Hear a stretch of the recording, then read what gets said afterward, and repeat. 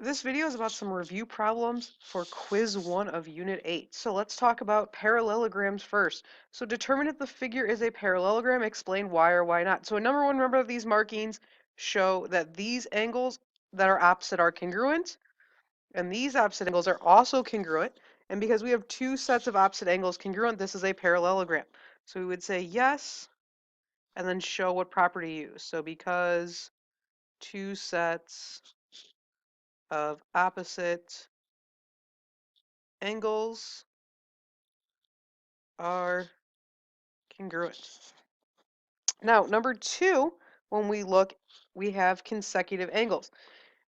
So here and here, we need to know if these are supplementary or not. Well, 122 plus 48 is only 170 degrees. So the consecutive angles are not supplementary, so this is not a parallelogram. So we would say no, because two sets of consecutive angles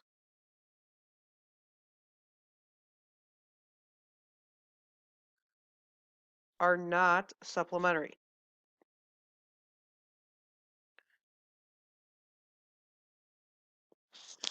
In number 3, remember that the arrows mean that the lines are parallel, and then we have two tick marks on each, which means that they're congruent. So remember, if that happens on the same set of lines, this is one example of a parallelogram. So we would say yes, because one set of opposite sides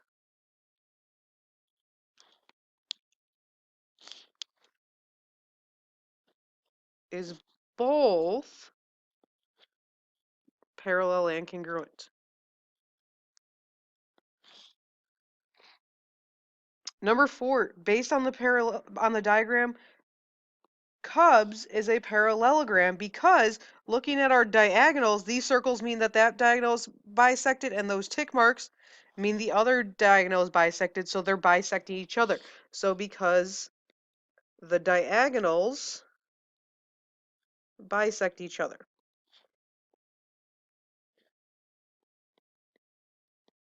Remember, once we know that the diagonals bisect each other, all properties of a parallelogram are true.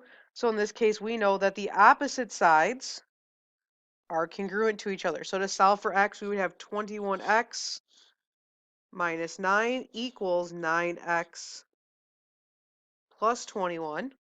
So in order to solve, I'm going to subtract 9 from both sides. So I get 12x minus 9 equals 21. I'm going to add 9 to both sides. So 12x equals 30. When I divide by 12,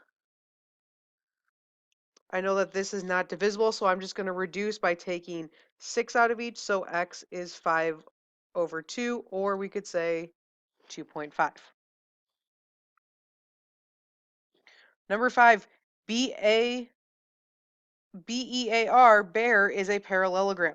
So solve for x and then find BA. So we know that ES is 6x minus 2, SA is 7x plus 1, and RS is 4x plus 10. So remember, in a parallelogram, the diagonals bisect each other. So they have no relationship from one diagonal to the other. We just know they bisect each other. So to solve for x, we would use the 4x plus 10 and the 6x minus 2.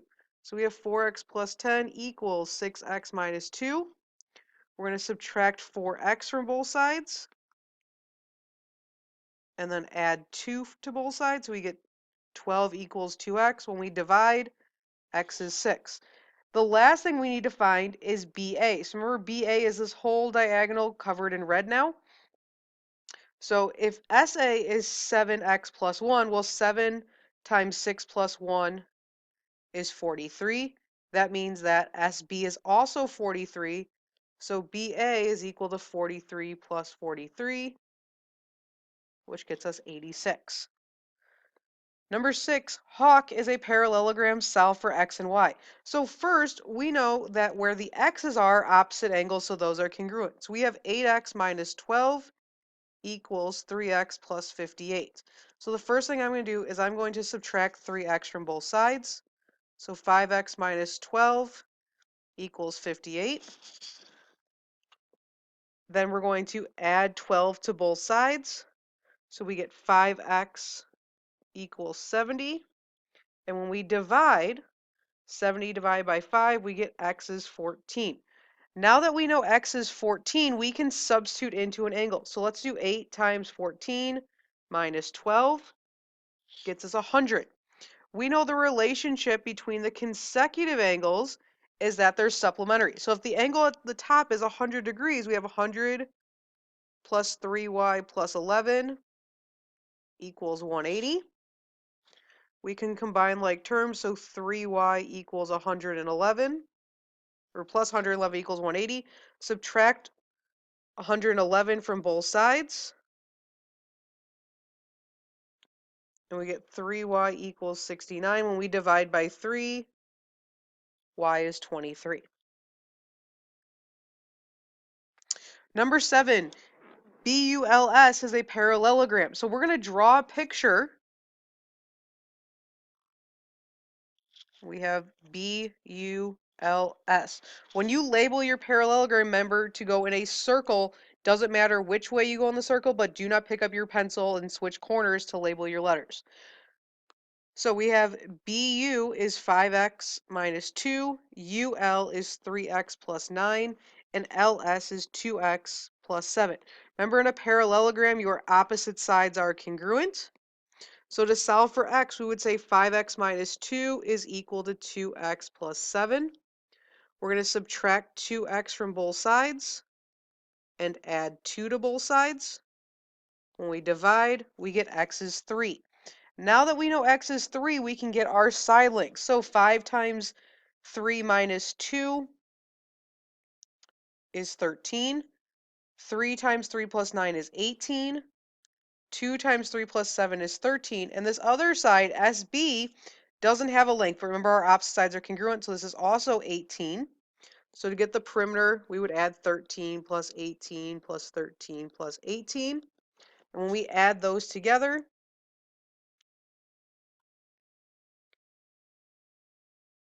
we get 62.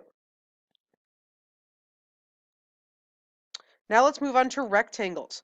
So remember that rectangles have all the properties of a parallelogram, and then they also have the properties of 4 right angles, and the diagonals bisect each other. So number 8, it's important to remember the diagonals bisect each other into 4 congruent parts, so that we have isosceles triangles. So we know if 61 is in the corner, then my 2 triangles on the left and right all have base angles of 61 degrees. To find the other angles missing in the corner by R, E, C, and T, we know that they are right angles. So we're going to subtract the angle we know from 90 to get our missing angles. So 90 minus 61 is 29. So all of these angles are 29 degrees. To get the angles in the middle of our triangle, to use the triangle at the top, we have an isosceles triangle. Remember that all the measures in the triangle are 180, so 180 minus the 2 measures we already know. So 180 minus 29 would get us 122 degrees in the top and the bottom triangle. On the triangle on the left and right, we're going to use the same idea and subtract from 180. So 180 minus 61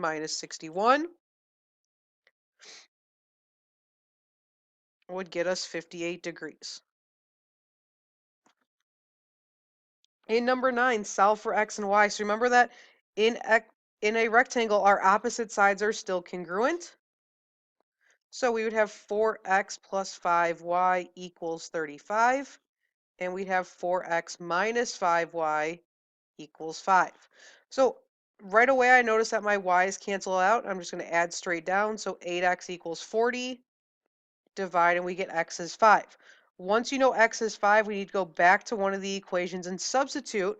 So we're going to do 4 times 5 plus 5y equals 35. 20 plus 5y equals 35.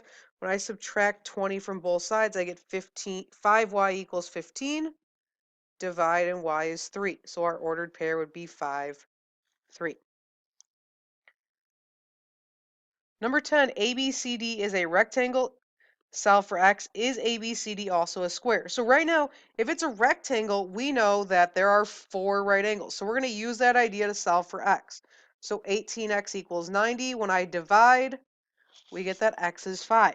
So now I need to know if x is 5, is it a square? So remember, to be a square, we have to have congruent sides. So we're going to put 5 into both sides.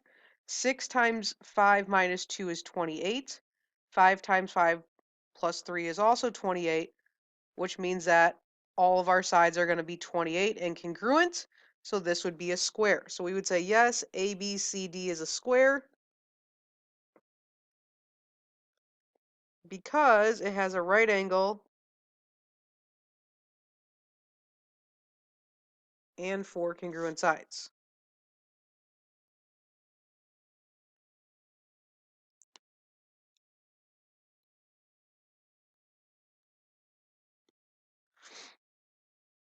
Now let's move to a rhombus. Remember, a rhombus has the properties of a parallelogram. It also bisects the opposite angles.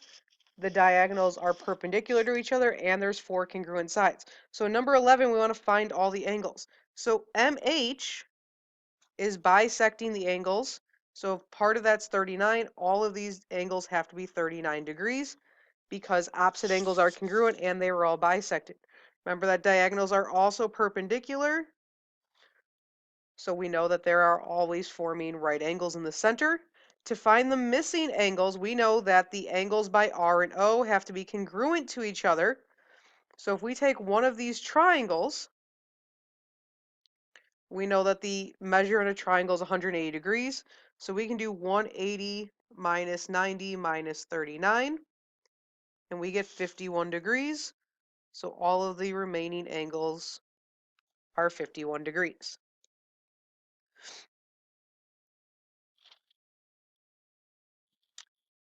In number 12, it tells us that RSM is x squared minus 9x. It also tells us that OHS is 7y minus 2, and RHS is 40.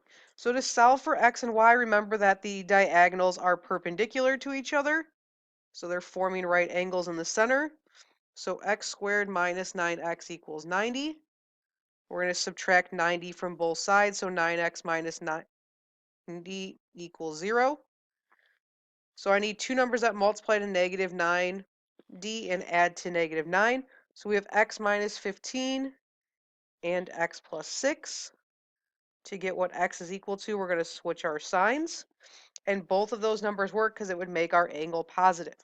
To solve for y, remember that the diagonal is bisecting the angles. So we would have 7y minus 2 is equal to 40. So 7y is equal to 42, and we divide, y is 6. Number 13, ABCD is a rhombus. Is it a square? So remember that in a rhombus, we have 4 congruent sides. So we're going to set 3x plus 21 is equal to 4x minus 2. So we can subtract 3x from both sides, and we get 21 equals x minus 2. Add 2 to both sides, we get x is 23. Now, to show if it's a square, we would need to have a right angle with that angle measure they gave us. So we're going to put 23 in for x. So 5 times 23 minus 6 gets us 109, which means that this is not a square because there's no right angle. So ABCD is not a square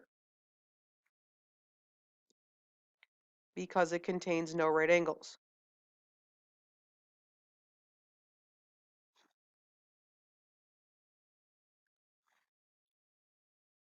Squares. So as a review, remember that squares have the properties of a rhombus, a rectangle, and a parallelogram. So in number 14, remember that our diagonals are perpendicular.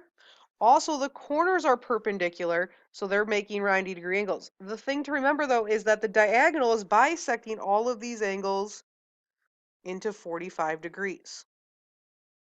So to solve for x, we would set 2x minus 13 equal to 45. We're going to add 13 on both sides, and we get 58. And when we divide by 2, x is 29. To solve for y, we know that they were perpendicular in the center, so 10y is equal to 90 degrees because they made right angles. When we divide by 10, we get y is 9. In number 15, solve for x and y. So remember in 15, all of our sides are congruent. So we have 4x plus 16 equals 30. We also have 9x minus 3y equals 30. So in the first equation, there's just an x, so I can solve for that first. So we get 4x equals 14. And when we divide by 4, we get x is 3.5. Then we can substitute that in for x to get y. So we have 9 times 3.5 minus 3y equals 30. So we get 31.5 minus 3y equals 30. We can subtract 31.5 from both sides, so negative 3y equals negative 1.5. We divide, y is just 0.5.